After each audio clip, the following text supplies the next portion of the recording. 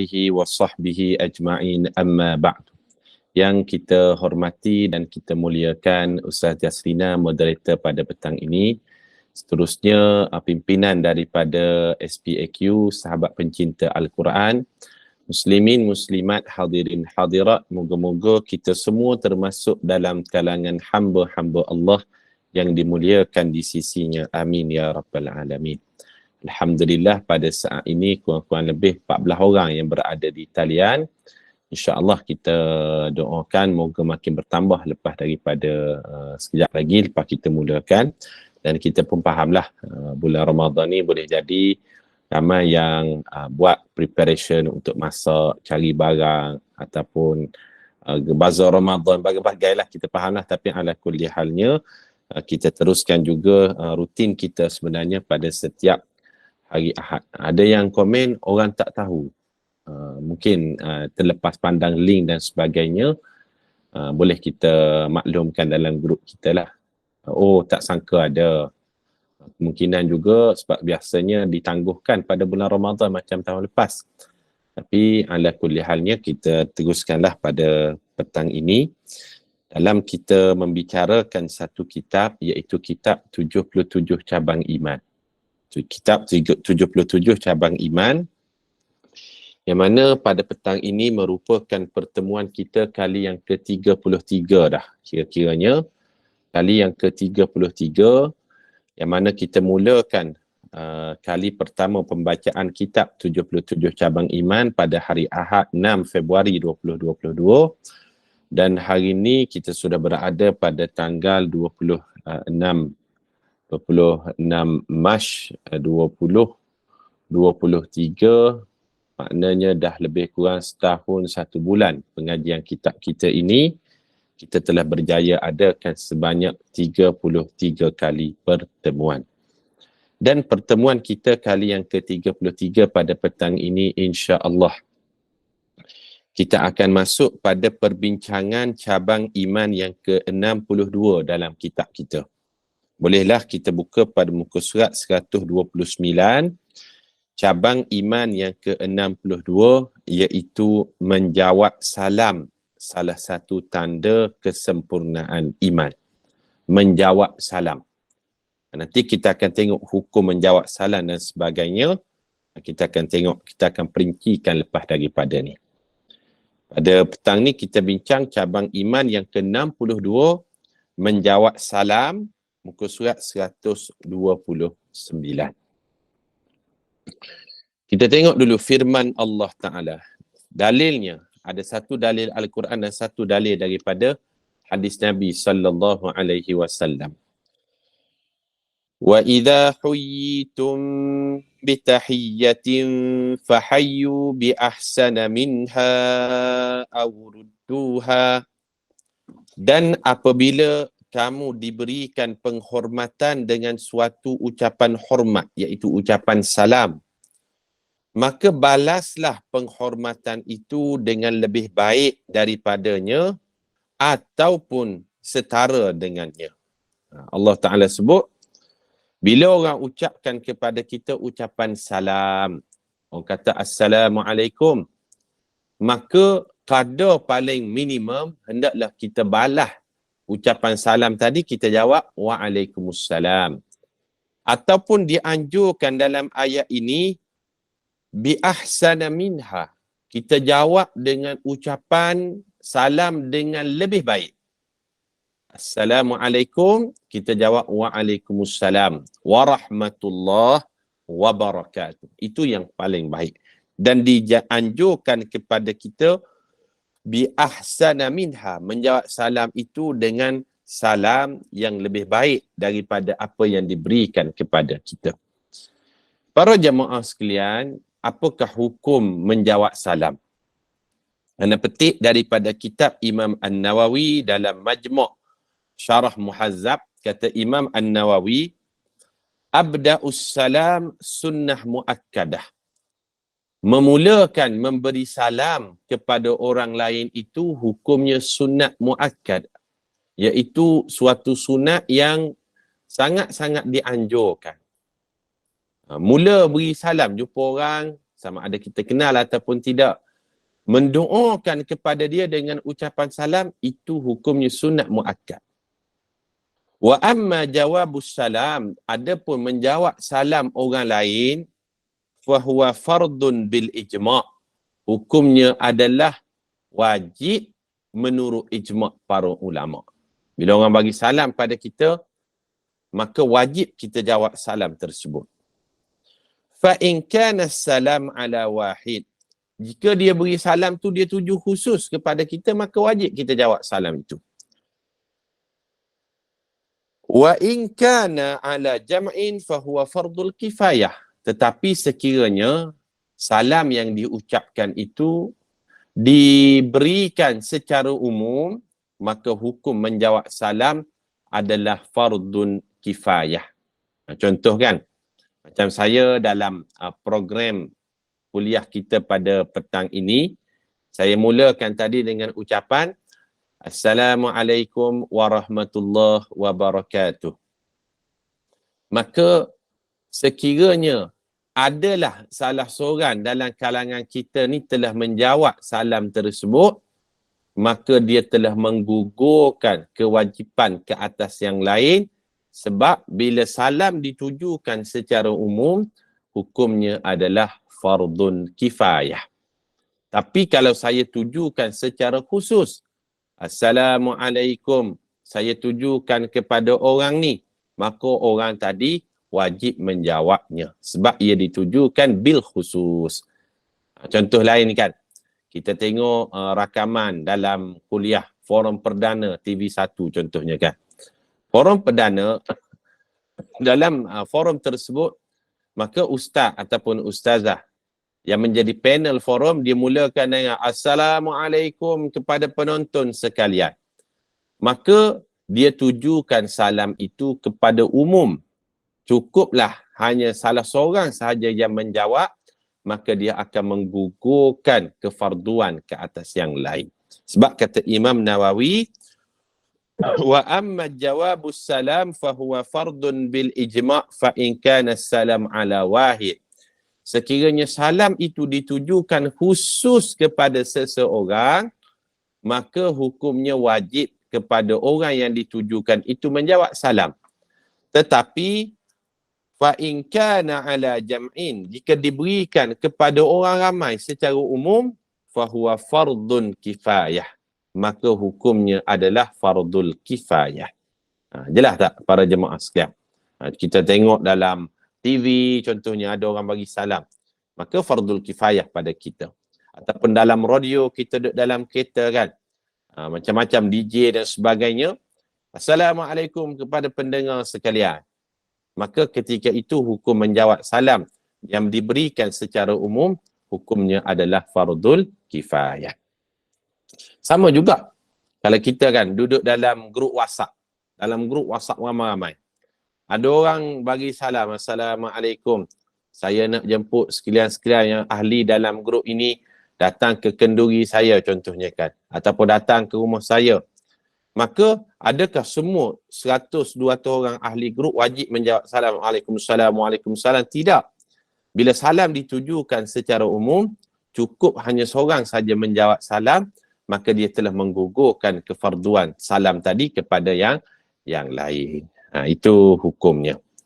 Tetapi sekiranya dia WhatsApp, dia tuju khusus kepada kita.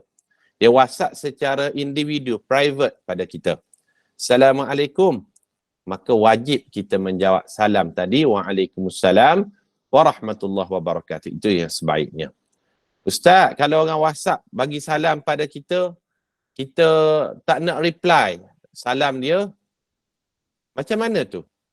Walaupun orang memberi WhatsApp kepada kita dengan ucapan Assalamualaikum, wajib kita menjawab salam dengan lisan kita ataupun dalam hati kita. Sama ada membalas balik salam dalam bentuk tulisan tadi, itu hukumnya adalah afdal. Hukumnya afdal. Orang tulis WhatsApp pada kita kan, Assalamualaikum. Kadang-kadang kita tak tahu juga. Yang WhatsApp ni dia tulis Assalamualaikum je. Nombor kita tak save contohnya kan. Assalamualaikum Ustaz. Dia tak bagi tahu apa-apa pun. Maka wajib juga kita menjawab salam tersebut. Kita katakan dalam hati kita ataupun lisan kita, Waalaikumsalam. Sama ada untuk kita balas dalam bentuk tulisan. Kalau kita balas dalam bentuk tulisan, itu adalah afdal. Jelas tak para jemaah sekalian? Anda terangkan tentang sikit sebanyak hukum hakam berkaitan dengan salam. Cumanya, mungkinlah ada satu isu berkenaan dengan salam ni. Kadang-kadang kita jumpa orang kan, kita bagi tahu pada dia, nanti awak kirim salam ya kepada si A tu, ataupun nanti awak bagi kirim salam ya kepada si B tu. Kita kirim salam. Kita tak sebut pun. Kirim salam dengan lafaz Assalamualaikum warahmatullahi wabarakatuh. Kita hanya bagi tahu nanti sampaikan salam saya ya pada si fulan, pada si fulanah, pada orang tu orang ni, kita hanya sebut sampaikan salam pada dia. Maka adakah sampaikan salam tadi sudah dikira memberi lafaz Assalamualaikum warahmatullahi wabarakatuh? Maka di sini ada ayat Al-Quran. Allah Subhanahu wa taala berfirman, "Hal ataka hadithu dhaifi Ibrahim al-mukramun idh dakhalu alaihi faqalu salama qala salam." Maka Allah Ta'ala ceritakan telah datang tetamu-tetamu Nabi Ibrahim yang mulia ke rumah Nabi Ibrahim. Tetamu yang mulia itu dia merujuk kepada malaikat. Malaikat yang menyerupai manusia datang ke rumah Nabi Ibrahim. Maka tetamu tu menyebut salam. Dia kata salam je. Dia tak sebut Assalamualaikum warahmatullahi dah. Faqalu salama. Maka Nabi Ibrahim membalas salam tersebut. Maka kalau orang katakan, saya kirim salam kepada dia ya, sampaikan salam saya pada si A ya, beri salam saya kepada si B ya, maka salam yang dimaksudkan itu adalah lafaz Assalamualaikum warahmatullahi wabarakatuh, maka ia terpakai dengan maksud Assalamualaikum. Walaupun dia tidak sebut secara jelas, sampaikan salam saya dengan lafaz Assalamualaikum, tak. Dia kata nanti sampaikan salam ya. Salam itu namanya, lafaz yang terkandung pada ucapan salam adalah Assalamualaikum warahmatullahi wabarakatuh. Maknanya dibolehkan. Itu kita jelaskan sikit sebanyak tentang bab salam tadi. Kemudian muka surat 130 kita tengok dalil daripada hadis Nabi sallallahu alaihi wasallam. Hadis daripada Abu Sa'id Al-Khudri, semoga Allah meredainya. Ini masih dalam bab salam lagi. Rasulullah sallallahu alaihi wasallam bersabda, "Iyyakum wal julusa fit turuqat." Qalu ya Rasulullah, ma lana min majalisana buddun natahaddatsu fiha. Faqala Rasulullah sallallahu alaihi wasallam, "Idza abaitum illa al-majlis fa'atu at-tariqa haqqahu." Qalu wa ma haqqu at-tariq? Qala ghaddu al-basar wa kaffu al-adha wa raddu as-salam wal amru bil ma'ruf wan nahyu 'anil munkar. Menarik hadis ni. Hadis ni hadis sahih riwayat Imam Bukhari dan Muslim. Rasulullah sallallahu alaihi wasallam berpesan, jauhilah daripada duduk di jalanan. Ada sahabat ni, bila dia tak ada nak buat apa lepas solat bagai-bagai, dia duduk macam duduk lepak di jalan-jalan. Jalan laluan. Keluar masuk orang ramai tu, dia duduk dekat jalanan. Duduk sembang-sembang lah kot. Kemudian, para sahabat berkata, wahai Rasulullah, muka surat 130, kami tidak dapat mengelak dari duduk di sini sambil berbual. Wahai Rasulullah, kami duduk di sini ni, kami sambil duduk sembang-sembang, contohnya kan. Sambil-sambil tunggu waktu solat, sambil-sambil tunggu buka puasa, sambil-sambil balik urusan kerja bagai-bagai. Kami sembanglah dengan kawan-kawan kami di jalan. Lalu Rasulullah sallallahu alaihi wasallam bersabda, Kalau kamu hendak duduk juga, maka berilah hak jalan. Kalau awak nak duduk juga di jalanan, pastikan awak beri hak jalan. Maka sahabat bertanya, apakah hak jalan wahai Rasulullah? Apa dia hak jalan? Apa diakah yang menyebabkan kami dibenarkan berada di jalanan ni? Maka Rasulullah sebut, ada 5. Yang pertama, kalau awak nak duduk di jalanan, awak jagalah pandangan awak. Jagalah pandangan. Jangan tengok orang tu, gosip tentang orang tu. Tengok orang ni, bincang tentang orang ni. Jaga pandangan awak. Yang kedua, tidak menyakiti orang lain. Orang lalu lalang, jangan awak sakiti dia. Orang lalu lalang, awak tegur. Kenapa buat macam ni? Awak daripada mana ni? Tak tegur saya bagai-bagai. Macam-macam benda yang dia menyakitkan hati orang lain dengan perkataan dia. Jadi yang kedua Rasulullah sebut, jangan sakiti orang lain kalau nak duduk di jalanan. Yang ketiga, menjawab salam. Kalau awak duduk di jalanan, orang bagi salam pada awak, hak jalannya awak kena jawab salam. Yang keempat, awak berada di jalanan, pastikan melaksanakan amar ma'ruf, dan yang kelimanya melaksanakan nahi munkar. Ini 5 Rasulullah sallallahu alaihi wasallam ingatkan kepada kita tentang hak jalan. Ada 5, jaga pandangan, tidak sakitkan orang lain, menjawab salam, laksanakan amar ma'ruf, dan laksanakan juga nahi munkar. Selesai cabang iman yang ke-62, iaitu menjawab salam, salah satu tanda kesempurnaan iman. Kita ambillah satu lagi pada petang ni. Secara ringkas-ringkas saja kajian kita. Cabang iman yang ke-63. Salah satu tanda iman, menziarahi orang sakit. Tanda kesepakatan, kesepaduan, perpaduan, hablum minannah kita, salah satu tanda iman, bertanya khabar, menziarahi orang sakit. Kita baca dulu hadisnya, muka surat 130. Hadis daripada Barra' bin Azib. Semoga Allah meredainya dalam As-Sahihain, dalam Sunan Abi Daud dan sebagainya. Kata Barra' bin Azib, amarana Rasulullah sallallahu alaihi wasallam bi sab'in wa nahana an sab'in. Rasulullah sallallahu alaihi wasallam menyuruh dan melarang kami 7 perkara, dan menyuruh kami 7 perkara dan melarang kami 7 perkara. Apa dia 7 perkara yang disuruh oleh Rasulullah sallallahu alaihi wasallam? Kalau boleh dalam kitab kita tu kita label nombor 1 hingga nombor 7. Nombor 1 yang Rasulullah minta kita lakukan, amarana bi iyadatil marda. Rasulullah menyuruh kami menziarahi orang sakit. Ini tanda sahabat sejati. Beza sahabat dengan kawan, kalau kawan waktu kita susah, dia last datang. Itu kawan. Waktu kita senang, dia first datang. Itu kawan. Tapi kalau sahabat, waktu kita susah, dia first datang.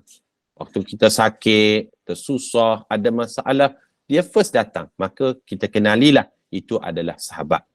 Waktu kita senang, sahabat ni biasanya dia tidak terlalu nak menempelkan diri sangat.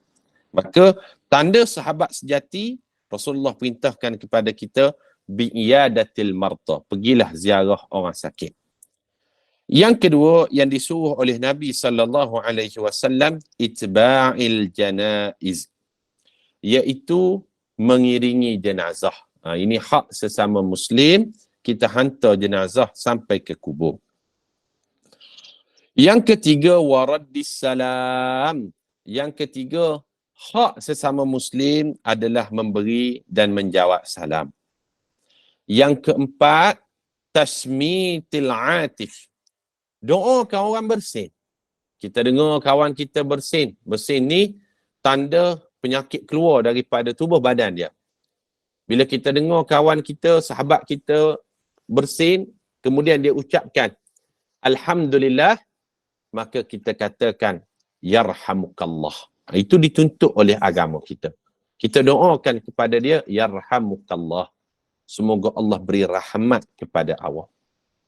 Yang kelima, ibrarul qasam, iaitu kita tunaikan sumpah. Kalau kita pernah bersumpah, bernazar nak buat benda-benda yang baik, maka laksanakanlah. Yang keenam, nasril mazlum dalam hadis ni. Bantulah orang yang dizalimi. Dalam hadis ni orang yang dizalimi kita tolong dia. Dan yang ketujuh iaitu ijabatid da'i. Kita memenuhi jemputan. Seboleh mungkin kalau orang jemput kita dan sebagainya, kita penuhilah jemputan tersebut supaya apa? Tidak mengecewakan orang yang menjemput tadi. 7 yang disebutkan dalam hadis ni, yang kita nak garis bawahnya, cabang iman yang ke-63 menziarahi orang sakit, iaitu perintah yang pertama, amarana bi'iyadatil mardah. Rasulullah memerintahkan kami agar menziarahi orang sakit. Para jemaah sekalian, di sini saya nak share lah sikit. Adab-adab kita bila kita nak menziarahi orang sakit dalam kalangan saudara kita ataupun sahabat handai kita. Apa dia adab-adabnya?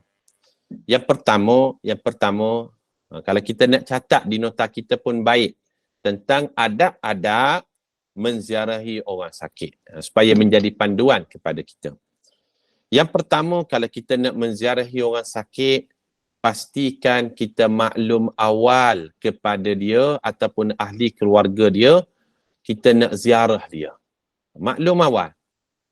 WhatsApp, call, kata kita nak ziarah dia pada tarikh sekian, pada waktu sekian. Dan kita bagi tahu tu, sebaiknya berapa ramai yang kita nak datang ni. Supaya pihak keluarga yang sakit tadi, dia adalah buat sebanyak persiapannya. Jangan tiba-tiba tekan loceng sampai depan rumah orang sakit tu, mungkinlah kondisinya tak sesuai. Mungkin dia baru lepas balik rawatan, ataupun dia sedang buat rawatan buah pinggang ni, apa dia kita panggil ni, bersihkan darah dia, dialisis dan sebagainya. Maka adab kita nak menziarahi orang sakit, maklumkan awal kedatangan kita tadi. Kalau tuan rumah kata macam seolah-olah tak bersedia nak menerima kedatangan kita, maka tangguhkanlah hajat tersebut. Paling kurang niat kita nak menziarahi dia sudah sampai. Sudah dikira mendapat pahala sunnah menziarahi orang sakit tadi. Maklum awal dan bagi tahu berapa ramai yang nak datang menziarahi tersebut. Dan kalau kita datang menziarahi orang sakit, yang keduanya, jangan datang terlalu lama. Kadang-kadang sampai berjam-jam di rumah orang sakit tadi. Sedangkan orang sakit adalah urusan-urusan dia yang dia perlu selesaikan untuk meringankan kesakitan dia tadi. Maka jangan datang terlalu lama. Cukup 15 minit kalau kawan-kawan sahabat handai. Kalau ahli keluarga dan sebagainya, kurang daripada sejam. Kurang daripada sejam, itu pun dah kira tempoh yang lama. Sebab kita tak tahu keperluan, mungkin dia nak tukar lampin dia nak mandi dan sebagainya, menyebabkan timbul ketidakselesaan kepada orang yang sakit tadi. Yang ketiga, bila kita ziarah orang sakit, adabnya adalah jangan terlampau banyak sangat persoalan. Jangan tanya macam-macam. Kawan ni dahlah sakit, kemudian tanya pula macam-macam. Dia pula bila kita tanya soalan yang detail, terpaksa pula nak recall balik, reback balik perkara yang berlaku contohnya. Kawan ni sakit, maka jangan terlampau tanya banyak sangat. Kita simpatilah terhadap dia. Maknanya ada simpati yang kita letakkan pada diri dia, seolah-olah kita berada dalam kasut dia. Kalau kita dalam keadaan sakit demikian kan, contohnya kemalangan, bawa keluar hospital, dialisis dan sebagainya, orang datang tanya soalan bertubi-tubi. Yang datang ramai tanya pula secara detail dan sebagainya, kita letakkan dalam keadaan kita berada dalam kasut dia. Maka tempoh yang sekejap dan jangan terlampau banyak tanya. Dan kita tahulah, bila orang sakit, orang sekitarnya, ahli keluarganya juga penat menguruskannya. Janganlah Kita datang tu mengharapkan dia jamu kita, dia masak dan sebagainya. Sebaiknya kita lah yang bawa buah tangan. Ini dalam bab adab. Ini kita perlu ingatkan. Kadang-kadang tetamu pula datang. Ni tak ada kuih tiaw lakna ke hari ni? Datang tu ziarah orang sakit nak makan kuih tiaw lakna pula. Tak ada nasi-nasi ke? Ahli keluarga dah lah penat menguruskan orang sakit tadi. Dia pula request macam-macam. Request pula benda yang payah. Ini jangan. Ini kita sebut dalam bab adab menziarahi orang sakit. Kemudian yang kelima, adab menziarahi orang sakit, jangan terlalu jujur terhadap keadaan orang yang sakit tadi. Jangan terlalu jujur. Paling kurang bermanis mulut itu lebih elok kadang-kadang. Tak apa. InsyaAllah sembuh tu. Saya pun tengok dah makin baik ni. Wajah pun dah ceria ni. Walaupun keadaannya sebaliknya. Jangan terlalu jujur. Jangan pula kita masuk-masuk. Allah kuruhnya awak saya tengok ni. Allah pucatnya muka awak ni. Biasanya kalau kuruh macam ni, pucat macam ni, tak lama ni seminggu mati. Kawan tu baru nak sembuh. Kita cakap macam tu, tak ada harapan dia. Jangan terlalu jujur. Jangan pula kita buat, yang keenamnya, adabnya, jangan kita buat bandingan. Jangan buat bandingan macam mana? Oh, jiran saya ni sakit macam awak juga. Kena potong kaki kanan, potong kaki kiri. Duduk 2 minggu, meninggal dunia dia. Kawan tu yang kena potong jari, rasa nak mati terus. Sebab apa? Sebab dibuat bandingan. Maka kita ingatkan adab yang kelima dan adab yang keenam, jangan terlalu jujur mengalahkan doktor pula. Doktor bagi tahu sekian risiko dia. Datang orang melawat, dia jujur sangat. Saya nampak tak ada harapan dah ni. Tengok kuruh, pucat macam ni menyebabkan orang yang nak membina semangat kekuatan jadi hilang semangat. Daripada tak datang, baik tak payah datang terus. Sebab apa? Datang menyebabkan keresahan yang lain pula pada orang yang sakit tadi. Dan yang keenamnya, janganlah kita buat perbandingan dengan orang lain. Jangan demikian. Yang keenam, adab kita bila kita menziarahi orang sakit, berilah nasihat supaya orang tadi tu sabar dan tabah di dalam menghadapi ujian. Kita ingatkan pada dia, ujian, setiap orang ada ujian dia. Dan moga-moga ujian ini Allah memberikan pahala yang banyak di atas kesabaran orang yang sakit tadi. Kita sebut demikian. Sebaiknya janganlah pula kita katakan, oh, awak ni banyak dosa kot ni. Awak Allah Ta'ala uji dengan sakit macam-macam ni. Sedih dia. Kecil hati dia. Banyak dosa awak buat kot. Jangan kita kata macam tu. Kita kata sabarlah. InsyaAllah Allah Ta'ala nak bagi ganjaran pahala di atas kesabaran tadi. Sejuk sikit hati dia. Banding kita kaitkan. Ni kafarah pada dosa awak ni. Awak dulu ni banyak benda tak senonoh kot awak buat. Menyebabkan dia akan terasa hati. Ini adab kita dalam menziarahi orang sakit. Yang ke-8, kita ziarahi dia tu, pastikan kita niatkan kita mengikut sunnah Rasulullah sallallahu alaihi wasallam. Beza, orang yang ziarah orang sakit hanya kerana adab dan orang yang menziarahi orang sakit kerana mengikuti sunnah Nabi. Kalau dia niat ziarah orang sakit tu kerana nak mengikuti sunnah, maka dia dapatlah pahala sunnah Rasulullah sallallahu alaihi wasallam. Itu yang ke-7. Dan yang ke-8, bila kita ziarah orang sakit tadi, maka jangan lupa kita doakan dia. Kita doakan dia. Ada 2 doa yang disebut oleh Rasulullah sallallahu alaihi wasallam. Boleh kita doakan kepada orang yang sakit ni. Antaranya doa yang disebutkan di dalam hadis riwayat Imam Bukhari, Rasulullah sallallahu alaihi wasallam mengajarkan kita doa, Azhabil ba'si ya Rabbin nas. Wahai Allah, hilangkanlah kedukaan. Wahai Tuhan kepada manusia, isfihi, sembuhkanlah dia, wa anta syafi, engkaulah sebaik-baik penyembuh, la shifaan illa shifa'uk, sembuh yang engkau berikan itu ya Allah, shifaan la yughadiru saqama, yang tidak mendatangkan kemudaratan lepas daripada ni kepada orang yang sakit tadi. Ini doa yang diajar oleh Rasulullah sallallahu alaihi wasallam. Idhabil ba'si rabban nas anta syafi la shifaan illa shifa'uk shifaan la yughadiru saqamah. Ini doa ni baik untuk kita amalkan bila kita pergi menziarahi orang sakit. Ataupun doa yang lain kita juga boleh bacakan As'alullahal azim rabbal arshil azim an yashfiyaka.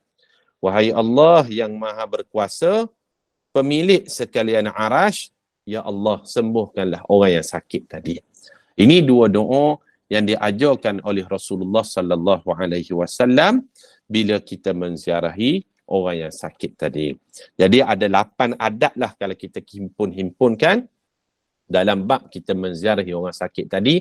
Maka adab ini kalau kita lakukan, maka dia akan memberi keringanan sama ada kepada orang yang sakit itu sendiri ataupun kepada orang yang menjaga orang yang sakit tersebut. Jadi para jemaah sekalian, anda tak bercadanglah untuk terlalu memanjangkan kuliah pada petang ini. Kurang-kurang lebih 35 minit kita bersama dalam kuliah online ini. Kita telah membacakan 2 cabang iman, iaitu cabang iman yang pertama menjawab salam dan yang kedua menziarahi orang sakit. InsyaAllah pada kesempatan akan datang kita akan tengok pada cabang iman yang ke-64, iaitu solat jenazah. Ia adalah salah satu tanda kesempurnaan iman. Wallahu alam. Saya serahkan kembali kepada Ustaz Jasrina. Kita berhenti awal sikitlah pada petang ni. Kemungkinan ada macam-macam urusan yang dilakukan oleh para jemaah nak masak dan sebagainya. 35 minit saja kita mengambil masa pada petang ni. Wallahu alam. Silakan. Alhamdulillah. Alhamdulillah. Syukran jazilan Al-Fadhil Ustaz Wan Halim di atas penerangan yang sangat bermakna, sangat berguna buat kita, adab-adab untuk kita menziarahi orang sakit. Ada 8 perkara seperti mana yang telah diberitahu. InsyaAllah sama-sama kita amalkan. Kita sampaikan juga kepada sahabat-sahabat kita yang tak dapat nak bersama pada hari ini. Ada 22 orang setakat ini di dalam talian. Kemungkinan ramai yang sibuk di dapur waktu macam ni. InsyaAllah. Terima kasih Ustaz. Berharga sangat kepada sesiapa yang dapat bersama-sama pada hari ini, insyaAllah. Jadi tahniah dan terima kasih juga kepada seluruh sahabat yang dapat bersama. Semoga beroleh manfaat dan juga keberkatannya. Saya serahkan kembali kepada Al-Fadhil Ustaz untuk sama-sama kita tangguh dengan tasbih kafarah dan juga suratul Asr. Bismillahirrahmanirrahim. Subhanakallahumma wa bihamdika nashhadu an la ilaha illa anta nastaghfiruka wa natubu ilaih. Bismillahirrahmanirrahim. Wal 'asr innal insana lafi khusr illa alladhina amanu wa 'amilus salihat wa tawasaw bil haqqi wa tawasaw bis sabr. Terima kasih Ustazah. Terima kasih kepada semua. Selamat berbuka puasa nanti insya-Allah. Bertemu di lain kesempatan. Assalamualaikum warahmatullahi wabarakatuh.